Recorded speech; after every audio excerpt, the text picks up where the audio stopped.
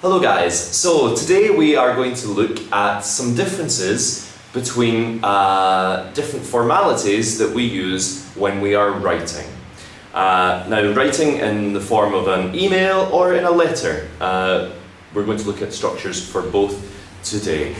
Now, letter writing, email writing, what language do you use when you're writing to different people? It's something which often causes confusion, not only for non-native speakers like yourselves of English, but also for native speakers. Many of my friends sometimes ask me, okay, Jonathan, you're an English teacher, tell me, should I write yours faithfully or yours sincerely to this person?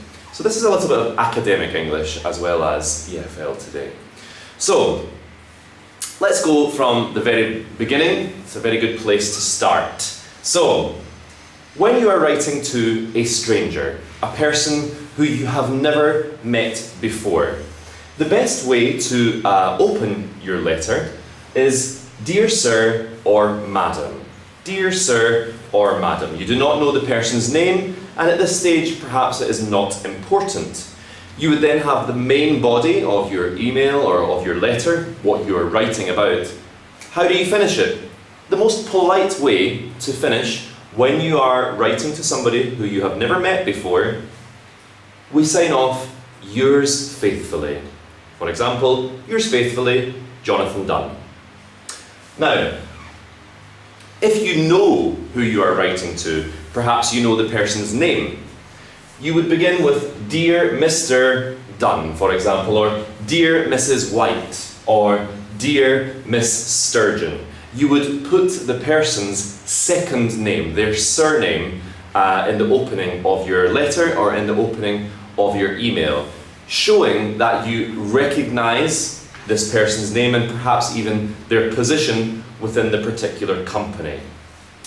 When we're signing off a letter or an email to a person who we are aware of their name or position, we write, yours sincerely. And again, I would say in this option, your surname is optional, so either Jonathan Dunn or only Jonathan is fine.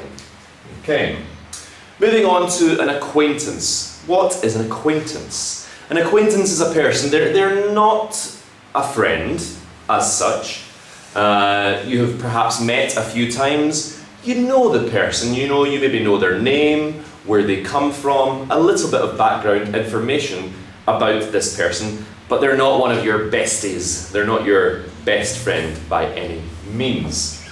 Now, if I was writing to an acquaintance, this person who I've met before, I'm on first name terms with them, I would open my letter or I would open my email with the person's first name. Dear Jonathan, Dear Danielle, Dear Margaret, for example. And when I'm signing off my letter, to show that familiarity with that person, I would finish with best wishes or with kind regards, and the with here is optional. And that shows a little bit of friendliness and a little bit of recognition of the relationship that you have established with this person already. And the final one that I'm going to look at today, a good friend or a family member. If you're writing to your aunt in Australia or you're writing to your grandmother in Japan, how should you open the letter? Well, Dear Sir, Madam, of course, is not going to be appropriate. Something much more friendly.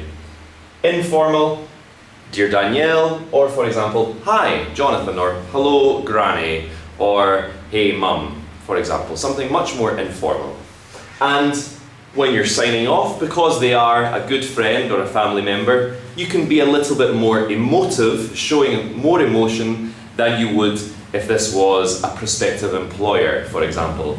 You can say, love from Jonathan, all the best from Jonathan, or take care, love Jonathan.